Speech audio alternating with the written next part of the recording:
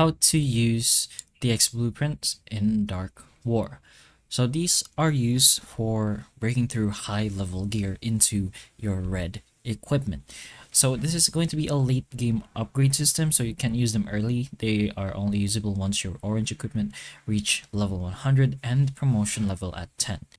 At that point, the game unlocks a breakthrough upgrade where DX blueprints together with power cores and other materials are required to push the gear into the stronger version.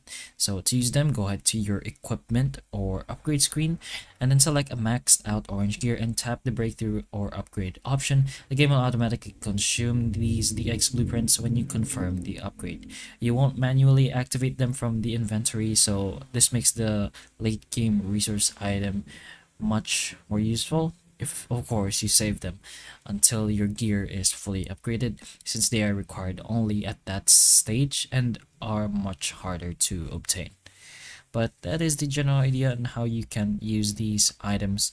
So hopefully the information of this video can help you, and if it can, please like and subscribe for more videos like this, and that's all.